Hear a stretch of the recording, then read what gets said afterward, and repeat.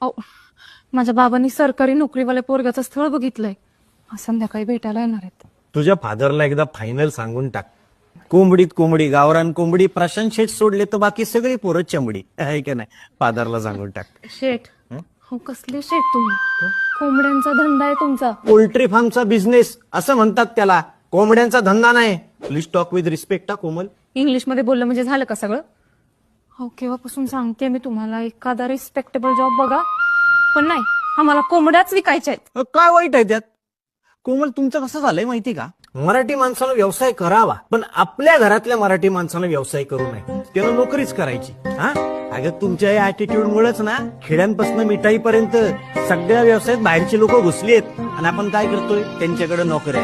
तुझ्याकडे जो आलाय ना स्थळ घेऊन पोरगा, सरकारी नोकरी आहे ना त्याला. त्याचा सगळा रिसर्च केलाय मी. 35,000 पगार आहे ना त्याला. फॉर युअर काइंड इन्फॉर्मेशन, माझ्याकडे 2 गाड्या आहेत. त्या 2 गाड्यांचे 4 ड्रायव्हर आहेत.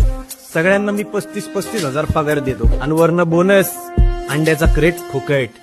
आलं का लक्षात? आपला आडनाव पण फर्स्ट क्लास आहे आणि आपला बिझनेस पण फर्स्ट क्लास आहे. तुझ्या फादरला सांगा हलक्यात घेऊ नको म्हणून आपल्याला. आणि तसंही आपल्या शाहरुख भाईंनी बोलून ठेवलेलेच आहे, कोई धंदा छोटा या बडा नहीं होता, और धंधे से बड़ा कोई धन नहीं होता.